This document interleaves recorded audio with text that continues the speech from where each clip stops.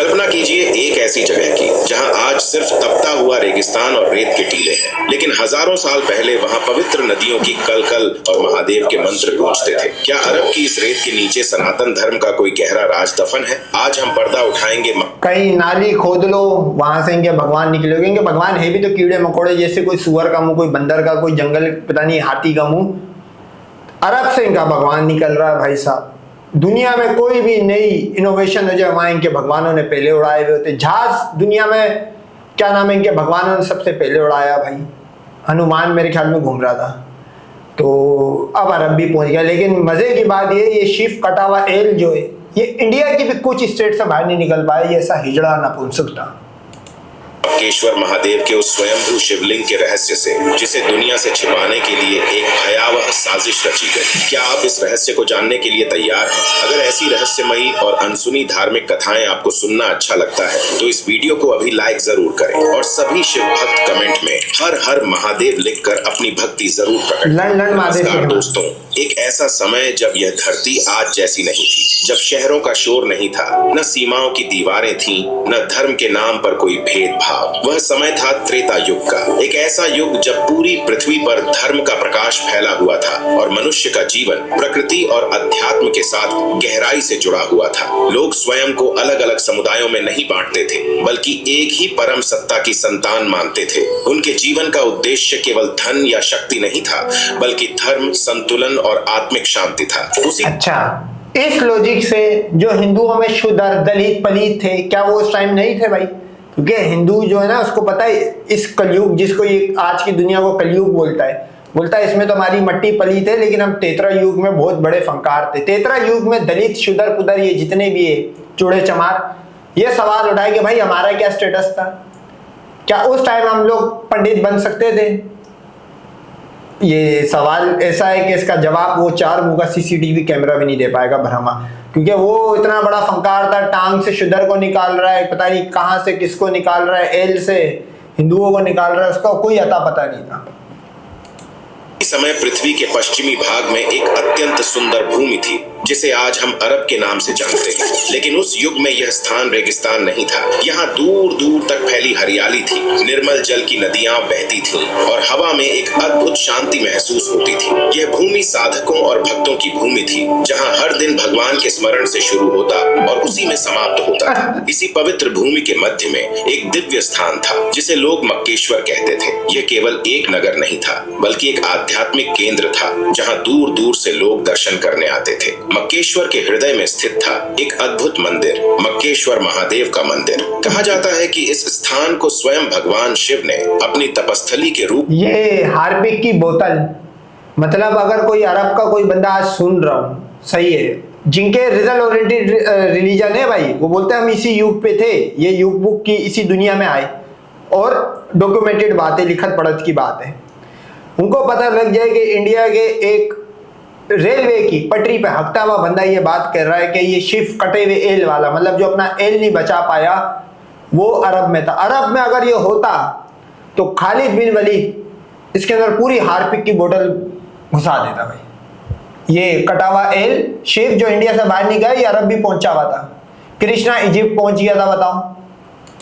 में चुना था। मंदिर के गर्भगृह में स्थापित शिवलिंग किसी मनुष्य द्वारा बनाया गया नहीं था, बल्कि वह स्वयंभू था। उसका स्वरूप श्वेत संगमरमर जैसा उज्जवल था, लेकिन उससे निकलने वाली दिव्य आभा किसी भी सामान्य प्रकाश से अलग थी। रात के गहरे अंधकार में भी वह शिवलिंग पूरे मंदिर परिसर को चंद्रमा की तरह प्रकाशित कर देता था, और जब भोर की पहली किरण उस शिवलिंग पर पड़ती तो ऐसा प्रतीत होता मानो स्वयं महाकाल अपने तेज से पूरे। इससे इसकी सोर्स मांग ले, वहां के किसी लोकल बंदे ने देखा हो ऐसा, इससे इसकी सोर्स मांगो, ये सोर्स क्या है?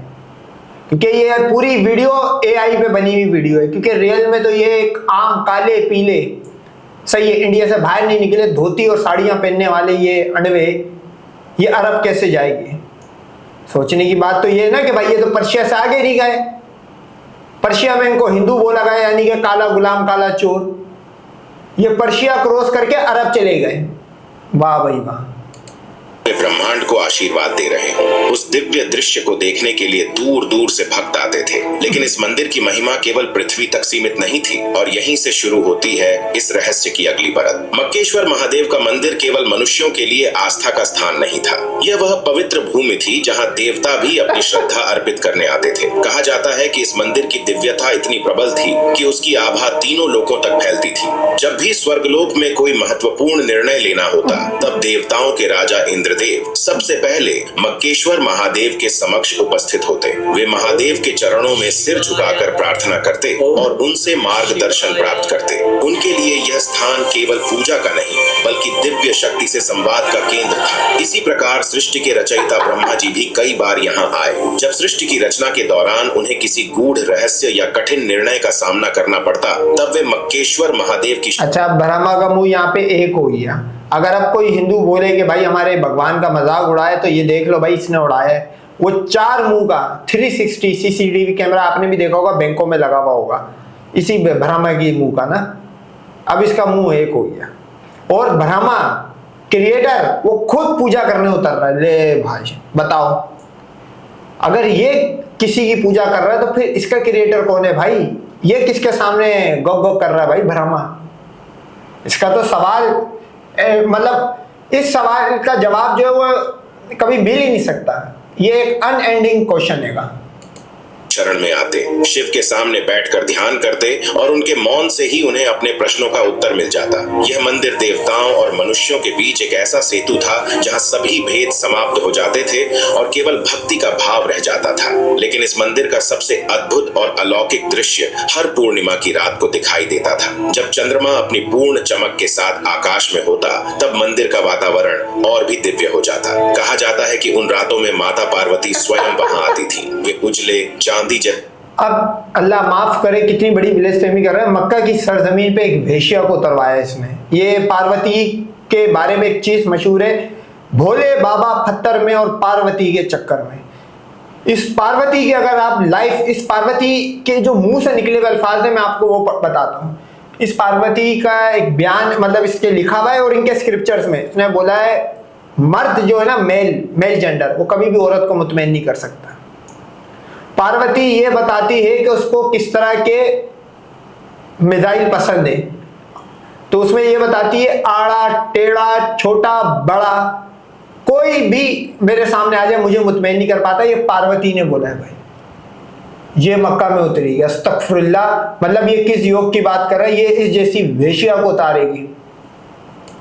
से वस्त्र धारण करती, माथे पर चंदन का तिलक और हाथों में रुद्राक्ष की माला होती। जब वे शिवलिंग की शांत भाव से परिक्रमा करती, तब उनके चरणों की मधुर ध्वनि पूरे मंदिर परिसर में गूंज उठती। उस क्षण ऐसा लगता मानो पूरा नगर किसी अदृश्य संगीत में डूब गया हो। यह दृश्य इतना पवित्र और अद्भुत होता कि जो भी उसे देखता उसकी आंखें श्रद्धा से भर जाती। लेकिन समय हमेशा एक जैसा नहीं रहता और धीरे धीरे वह स्वर्णिम युग बदलने लगा। लेकिन समय का नियम है कि वह कभी स्थिर नहीं रहता। युग बदलते हैं और उनके साथ मनुष्यों की सोच भी बदलने लगती है। त्रेता का स्वर्णिम युग धीरे धीरे समाप्त हुआ, फिर द्वापर का समय आया और अंततः संसार ने उस युग में प्रवेश किया जिसे हम कलयुग कहते हैं। जैसे जैसे कलयुग का प्रभाव बढ़ने लगा, वैसे वैसे मनुष्यों के हृदय में भी परिवर्तन आने लगा। जहाँ पहले भक्ति में सच्चाई और प्रेम था, वहाँ अब धीरे धीरे दिखावा और औपचारिकता बढ़ने लगी। लोग मंदिर तो जाते थे, पूजा भी करते थे, लेकिन उनके मन की गहराई में वह सरल श्रद्धा नहीं रही जो पहले हुआ करती थी। मक्केश्वर नगर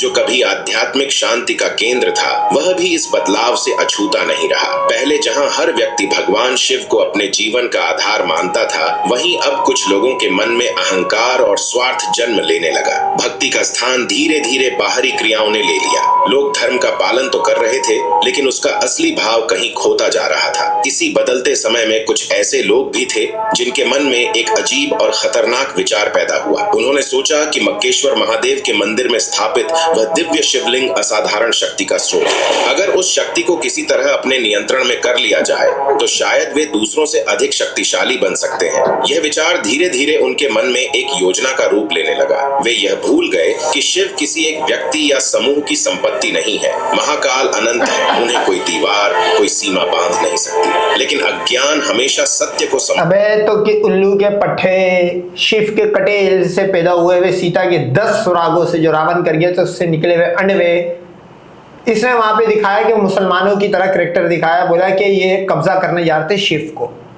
मतलब शिव इतना बड़ा ढक्कन भगवान हुआ इस लॉजिक से कि उसके ऊपर कब्जा होने जा रहा है। सही है भाई, और उसको पता नहीं है। ये उसी तरह का भगवान है जिस तरह का राम था। सीता को अकॉर्डिंग टू हिंदुओं के कि अगर वो किडनैप हुई है, हालांकि वो भागी है, सबको पता है सीता का अफेयर था रावण से, अगर वो किडनैप हुई है तो राम को नहीं पता लग रहा है। यहाँ पे मकेश्वर जो ये बोल रहा है, मतलब ये किसी भी जगह का नाम पढ़ते उसके आगे वैश्वर लगा देते। कुत्ता पकड़ लिया कुत्तेश्वर का मंदिर, सुअर पकड़ लिया सुअरेश्वर का मंदिर, बस इसी तरह के इनके नाम है। इस लॉजिक से शिव एक नंबर का फ्रॉडिया था भाई। शिव को पता ही नहीं लगा, मुसलमानों ने उसको काबू कर लिया। और मैं जितने भी शिव के लड़ भक्त हैं भाई, जाओ अगर मक्केश्वर मक्का में पड़ा तो जाओ उठा के लेके आ जाओ, अगर है तुम्हारे में दम। तुम्हें उससे 200 किलोमीटर, कोई 500 किलोमीटर दूर जब तुम्हें साइन दिखेगा ना ओनली फॉर मुस्लिम, तो वहीं पे अंडवा पागल हो जाएगा, बोलेगा 1000 फ्रीओं से मिलने से बेहतर है वापिस निकल ले वहीं पे। बचने से रोक देता है। और इसी अज्ञान ने एक ऐसी घटना को जन्म दिया जिसने मक्केश्वर की पवित्र भूमि की दिशा ही बदल दी।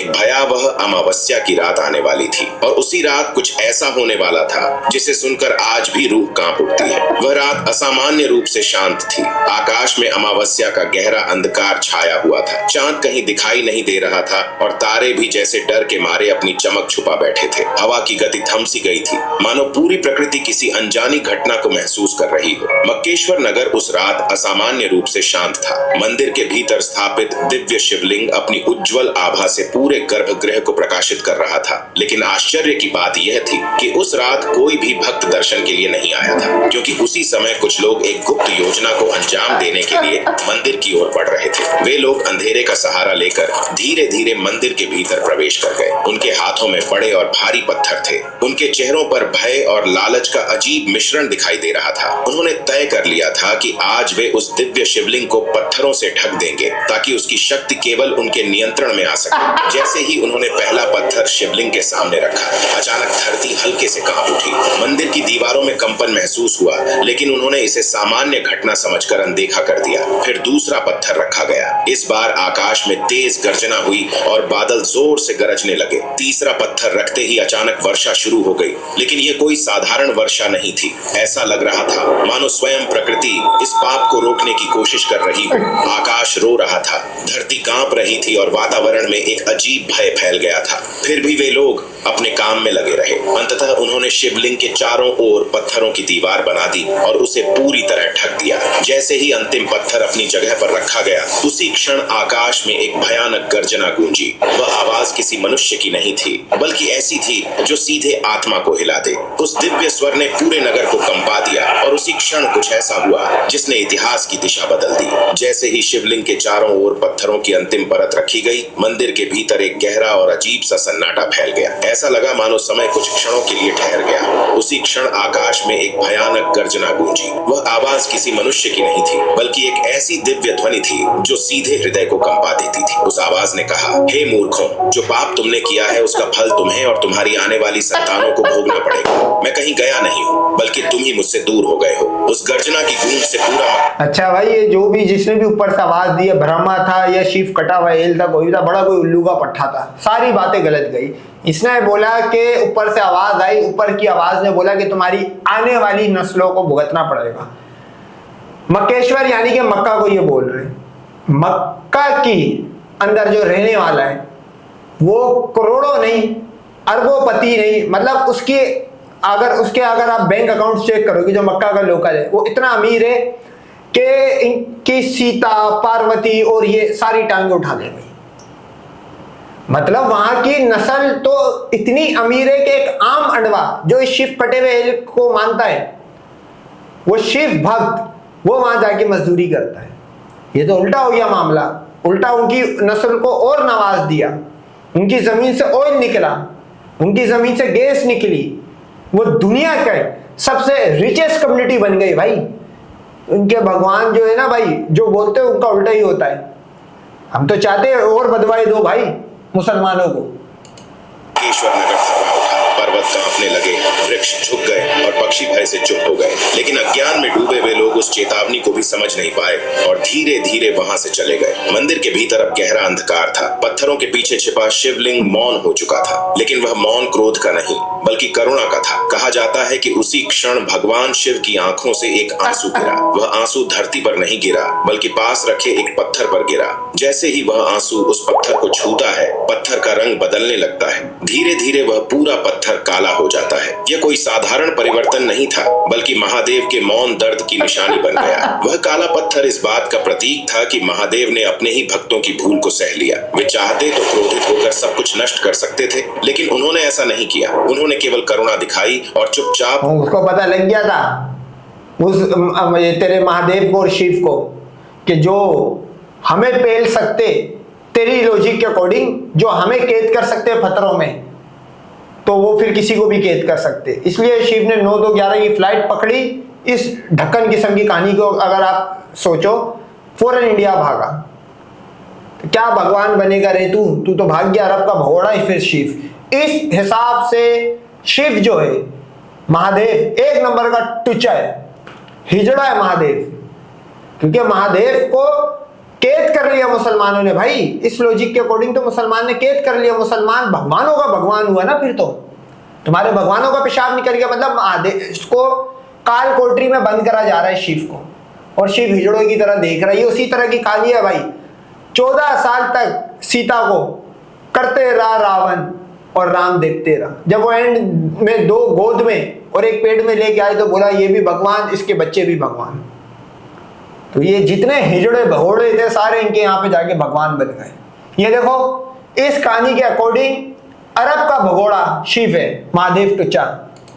वहीं रहने का निर्णय लिया। कहा जाता है कि वही काला पत्थर आज भी उस स्थान पर मौजूद है, महाकाल के उस मौन आंसू की अमिट याद बनकर। लेकिन ये बोल रहा है हिजरे अस्वद। हिजरे अस्वद जो है वो नहीं है। सही है भाई, हिजरे अस्वद टूट चुका है और चोरी हो चुका है। ये आपको 90-70 के अंदर की कहानी है, चोरी हो चुका है। सही है, पकड़ा भी गया था, उसके बाद छोटे मोटे पार्टिकल्स मिले थे। और हिजरा अस्वद जो है वो 1 रुपए की मदद नहीं कर सकता किसी भी इंसान की भाई। वो सिर्फ एक पत्थर है, क्योंकि अब चूंकि प्रॉफिट मोहम्मद उस पर बोसा देते थे, इस वजह से सुन्नत में आया है। उसका बोसा देना फर्ज नहीं है। हिजरे अस्वद की शेप और ये जो ये शिव कटा हुआ जो ये बता रहे होते शिवलिंग, जमीन आसमान का फर्क है भाई। शिवलिंग की हिस्ट्री अलग है। शिवलिंग की हिस्ट्री ये है कि ब्राह्मण की लड़की कर रहा था शिव। अब शिव को जब उसने देखा उसकी बेटी पे, इनके यहाँ पे सारे भगवानों की चढ़ने चढ़ाने वाली कहानी यही है भाई, करने कराने वाली। कोई किसी की लड़की के साथ, कोई किसी की बाप बेटी के साथ, ब्रह्मा सरस्वती के साथ। उसने चाकू मारा, शिव का कट गया, ये कहानी है। उसके बाद शिव का कट गया, वो ऊपर की तरफ जा ही जा रहा, फिर लोगों ने दूध डाला तो वो एक जगह ठहर गया। ये कहानी है शिवलिंग की। अब इसमें हिजरे अस्वद और शिवलिंग की तो कहानी मिली नहीं रही भाई। और ये शिव इतना बड़ा ग्रोसरी वाला, ये पहाड़ियों से कभी नहीं निकला और ये बता रहा सेहरा में पहुंच गया। आप शिव की जितनी भी पिक्चर्स निकालो, ये पहाड़ियों पे बैठा रहा, क्योंकि इसको पता था नीचे जाऊंगा तो लोग जलील करेंगे, क्योंकि ये एक ब्राह्मण की लड़की के साथ करते कराते पकड़ा गया था जब इसका ये कट गया था। तो इस ये जो था, ये इसको हिजड़ा बनाने में भी शिव का जो हिजड़ापन है उसमें भी एक हिंदू का हाथ है। हिंदू ने छुरी फेंकी, शिव का कट गया भाई, पूरा ही कट गया, जड़ से ही कट गया। इस घटना की खबर जब माता पार्वती तक पहुंची तब उनका हृदय गहरे दुख से भर उठा, क्योंकि पार्वती जो थी इसकी ऐसी कोई रात नहीं थी। इनके स्क्रिप्चर्स में लिखा हुआ भाई, ये इनके स्क्रिप्चर्स की, वो इतनी लस्टफुल टाइप की थी पार्वती कि वो अपनी किताबों में लिखती थी कि एक मर्द इंसान को मुतमईन नहीं कर सकता। सोचो, शिव का ये पार्वती का यार जो था वो शिव था। अब शिव के पास तो औजार रहा ही नहीं, तो फिर पार्वती तो उसको पैनिक अटैक भी पड़े होंगे भाई, क्योंकि वो इतनी बड़ी शौकीन थी। उसको इंसानी एल मुतमईन नहीं कर सकता था, सिर्फ एक दरख्त ट्रांसफार्मर यही कर सकते थे भाई, यही एक दुनिया में रह गया। या बुर्ज खलीफा अगर उस टाइम होती तो उस पर बिठा के यूं पार्वती के साथ कर सकते थे भाई। तो उसने तो आना था गम में पार्वती ने, जब यह समाचार कैलाश तक पहुंचा कि मक्केश्वर की पवित्र भूमि पर महादेव के शिवलिंग को पत्थरों से ढक दिया गया है, तब माता पार्वती का हृदय गहरे दुख से भर उठा। आदि शक्ति का मन कांप उठा। उन्होंने कभी कल्पना भी नहीं की थी कि जिन भक्तों के लिए महादेव अपना सब कुछ न्योछावर कर देते हैं, वही भक्त अज्ञान में आकर ऐसा कृत्य कर बैठेंगे। माता पार्वती की आंखों में आंसू भर आए। उन्होंने व्याकुल होकर शिव से कहा, हे स्वामी, आपने तो सदैव अपने भक्तों को प्रेम दिया, उन्हें मार्ग दिखाया, फिर असल में उसने ये बोला कि बे और टिचे, तू सांप लेके घूमता है, कोई मदारी के बच्चों को करतब दिखाने वाला तू सांप लेके घूमता है और तू अपने आप को नहीं बचा पाया और तू मेरे सामने यहाँ भगवान गिरी फैलता है। पार्वती ने एक्चुअल में ये बोला हुआ है, लंड भक्त ने इसको कहानी को चेंज कराया। उन्होंने ऐसा क्यों किया? क्यों उन्होंने आपको पत्थरों के पीछे छिपा दिया? उनके स्वर में पीड़ा थी, प्रश्न था और एक गहरा दुख भी। महादेव उस समय भी शांत थे। उनके मुख पर वही करुण मुस्कान थी जो सृष्टि के हर दुख को सह लेने की शक्ति रखती है। उन्होंने धीरे से माता पार्वती की ओर देखा और बोले, हे गौरी, यह कलयुग का प्रभाव है। यह वही भक्त हैं जो पहले मुझे प्रेम से पुकारते थे, बस अब भ्रम में पड़ गए हैं। अज्ञान ने उनके मन को ढक लिया है। पार्वती का हृदय फिर भी शांत नहीं हुआ। उन्होंने दुखी स्वर में पूछा, तो क्या अब मैं आपके उस रूप के दर्शन कभी नहीं कर सकूंगी? महादेव ने अत्यंत शांत स्वर में उत्तर दिया, दर्शन तो तुम करोगी प्रिय, लेकिन अब वह प्रकट रूप में नहीं होंगे। मैं यहीं रहूंगा, इसी भूमि पर, लेकिन गुप्त रूप में। जब भी कोई सच्चे मन, जब भी किसी ने ऐसी नहीं बोला कि भोले बाबा पत्थर में, पार्वती के चक्कर में इसका कोई भी हिंदू ट्रांसलेशन करके बता देना। ये हिंदुइज्म में गाने लिखे जाते हैं, इस पे आप यूट्यूब करना, भोले बाबा पत्थर में, पार्वती के चक्कर में। अगर मैं झूठ बोल रहा हूँ, कोई भी अण्डवा मुझे झुठला दे इस बात में। तो पार्वती जो थी वो सबसे बड़ी विक्टिम थी, क्योंकि उसकी आग बुझाना पार्वती अपनी किताबों में लिख के चिल्ला के बोल के गई है कि मेरी आग कोई नहीं बुझा सकता जी। और जो बुझाता था हल्की फुल्की, उसको भी कैद कर लिया मुसलमानों ने। पार्वती, ये आप नोट करो कि जो हिंदू भगवान है, ये डिल्डो वाइब्रेटर ये बहुत बाद में आए। इनके भगवानों की आप शेप चेक करो। ये शिवलिंग क्या है? एक आम सीता, इसको देख के गीली हो जाती होगी, बोलो इतना मोटा अब्दुल का भी नहीं होगा इतना तो से मुझे पुकारेगा, मैं वहीं उपस्थित हो जाऊंगा। महादेव के इन शब्दों में गहरा धैर्य और करुणा थी। उसी दिन से कहा जाता है कि माता पार्वती भी गुप्त रूप में उस स्थान पर आती रही, और आज भी जब कोई भक्त सच्चे हृदय से प्रार्थना करता है तो वहाँ एक अदृश्य उपस्थिति का अनुभव होता है, जैसे कोई दिव्य शक्ति अब भी उस। अबे ढक्कन, लेकिन वहां तो हिंदू जा ही नहीं सकता भाई। हिंदू छोड़ो, वो बरामा, वो 4 मुंह का सीसीटीवी कैमरा, पेडोफाइल का केस, वो नहीं जा सकता। तो भक्त तो वहां जाता ही नहीं है।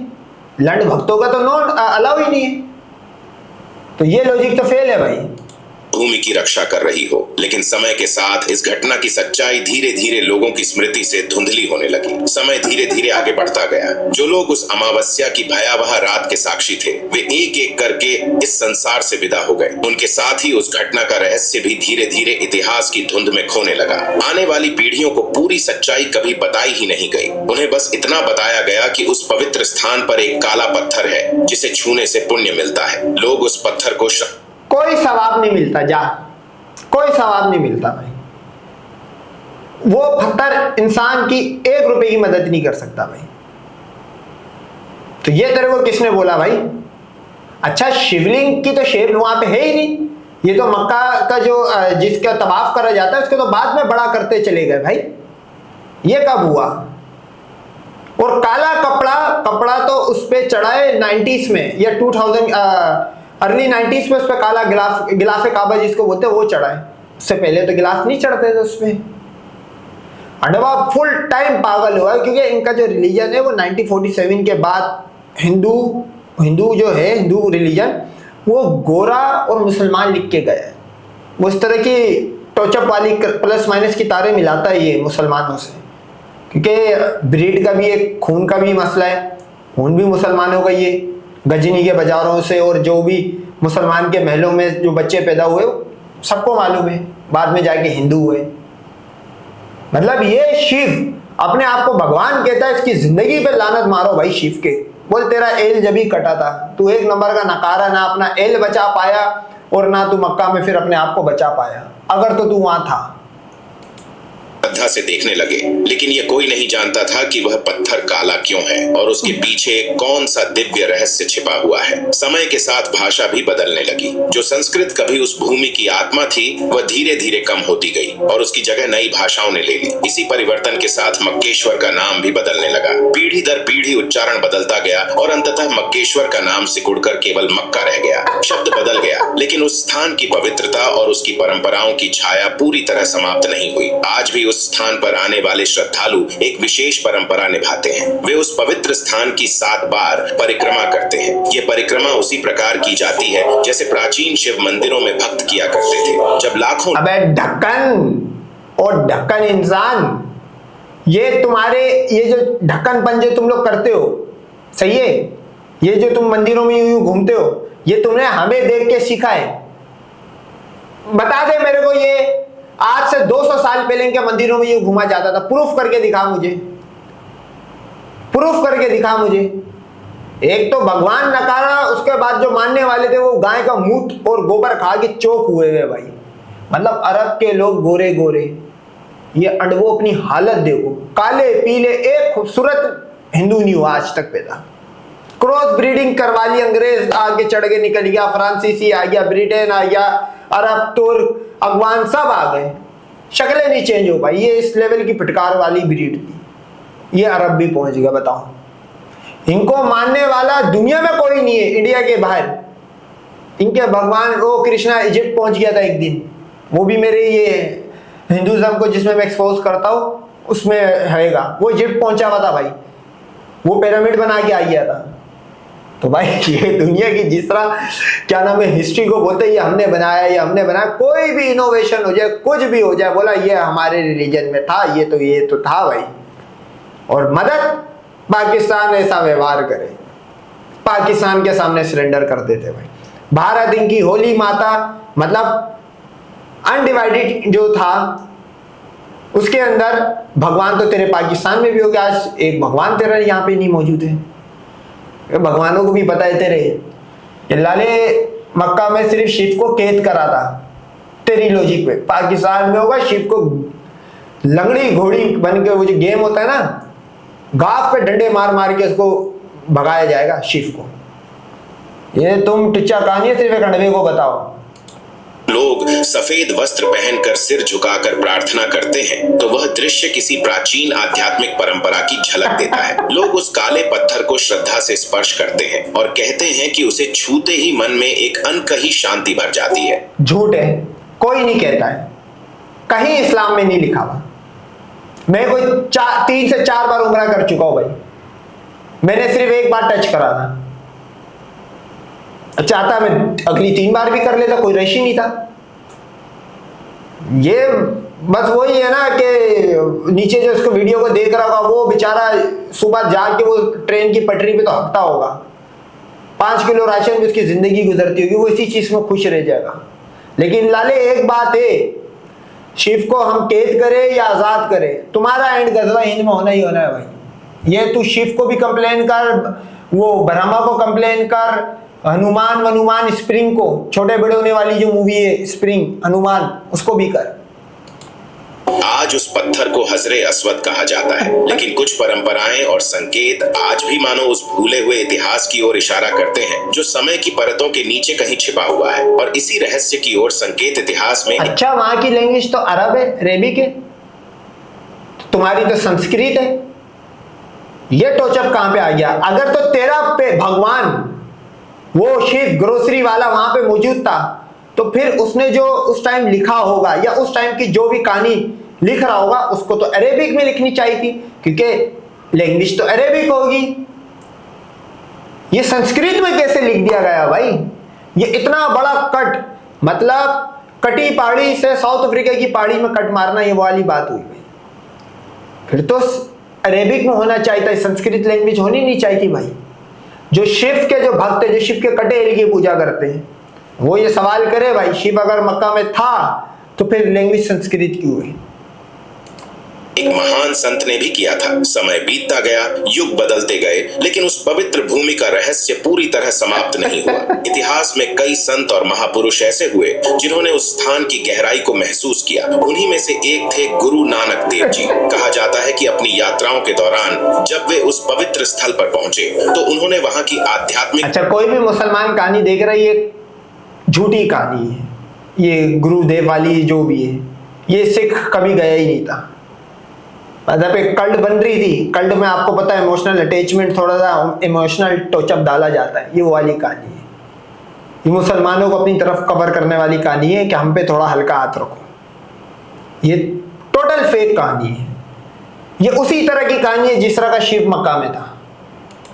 ऊर्जा को तुरंत पहचान लिया। वे जानते थे कि यह स्थान केवल एक सामान्य धार्मिक स्थल नहीं है, बल्कि इसके पीछे एक गहरा आध्यात्मिक इतिहास छिपा हुआ है। एक दिन वे विश्राम कर रहे थे। थकान के कारण वे लेट गए और उनके पैर उस दिशा में थे जिसे वहां के लोग अत्यंत पवित्र मानते थे। वहां मौजूद लोगों ने यह देखकर आपत्ति जताई। उन्होंने गुरु नानक से कहा, आपने अपने पैर उस पवित्र दिशा की ओर क्यों कर रखे हैं? यह अनादर है। यह सुनकर गुरु नानक देव जी मुस्कुराए। उनके चेहरे पर अद्भुत शांति थी। उन्होंने बहुत सरल शब्दों में उत्तर दिया, तो मेरे पैर उस दिशा में कर दो जहां परमात्मा नहीं है। उनके इन शब्दों को सुनकर वहां उपस्थित लोग कुछ क्षणों के लिए मौन हो गए, क्योंकि यह केवल एक उत्तर नहीं था, बल्कि एक गहरा आध्यात्मिक संदेश था। गुरु नानक यह समझाना चाहते थे कि परमात्मा किसी एक दिशा, एक स्थान या एक नाम तक सीमित नहीं है। वह हर दिशा में है, हर स्थान पर है और हर हृदय में विद्यमान है। यह वही सत्य है जिसे समझने में मनुष्य को अक्सर पूरी उम्र लग जाती है। गुरु नानक का यह संदेश उस रहस्य की ओर भी इशारा करता है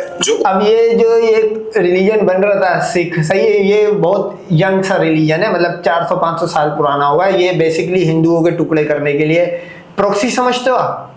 ये प्रॉक्सी है कि प्रॉक्सी, जैसे मुसलमानों में ये कादियानी बनाया था। खैर ये तो दार इस्लाम से बाहर कर दिया। कादियानी को प्रॉक्सी बनाने की करी थी, लेकिन नाकाम प्रॉक्सी बनी। कोई फायदा नहीं, कोई रिजल्ट ओरिएंटेड नहीं है। जिंदगी भर ये लोग इसी गम में निकल जाएंगे, हमारे साथ ये हो रहा है, हमारे साथ वो हो रहा है। क्योंकि अगर आप सच्चे रिलीजन को आप डेंट पुचाने की करोगे, आप जिंदगी भर जलील ख्वारोगे। हिंदुओं की हालत देखिए आपने, गुर्बत से मर रहे, उनको कोई भी आता पेल के निकल जाता, कोई भी मुजाहिद आता। अच्छा, ये वो मुजाहिद उस रिलीजन को फॉलो कर रहा होता है जो इनके शिफ कटे हुए एल को काबू करके बैठा हुआ है इनकी अकॉर्डिंग।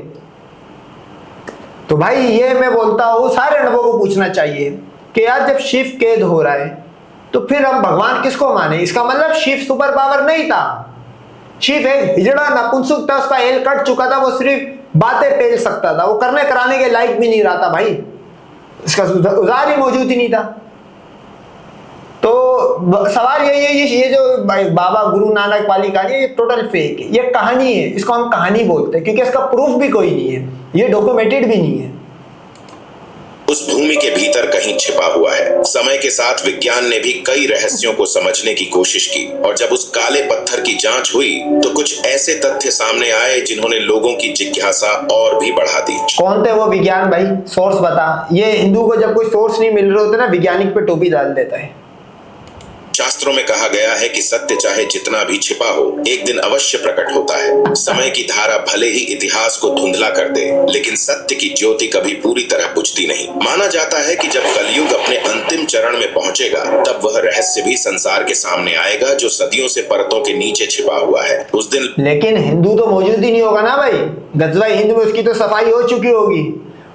अगर तो तेरी ये कहानी तेरे अकॉर्डिंग सच्ची है तो तू तो मौजूद ही नहीं है इस चीज देखने के लिए भाई। तू तो मौजूद ही नहीं रहा इस चीज के देखने के लिए। लोग ये समझ पाएंगे कि अलग अलग नामों और परंपराओं के पीछे वास्तव में एक ही परम सत्य छिपा था। लोग यह भी और सच्चा इस्लाम था, क्योंकि इस्लाम ही फैल रहा है। ये हिंदुओं देख लो बात क्या है, ये 80 करोड़ भी नहीं है। ये करवा ले एक दफा सेंसस इंडिया में पता लग जाएगा। क्योंकि मैं इंडिया का इसलिए बोल रहा हूँ, इंडिया में ये भाई, क्योंकि बाहर जो अंडवा जाता है वो तो या तो एथियस्ट होता है या मुसलमान होता है। तो ये तुम इंडिया में भी डिक्लाइन फेस में जा रहे हो। और फेल कौन सा रिलीजन रहा है? फास्टेस्ट ग्रोइंग रिलीजन गूगल कर लो, मेरे को बताने की जरूरत नहीं है भाई, वो है इस्लाम। तो सच ने तो फैलना ही फैलना है भाई। सच को रोकने के लिए कोई भी आ जाए, कोई भी कल्ट बन जाए, उसने तो फैलना ही फैलना है। और सच सिर्फ इस्लाम है भाई।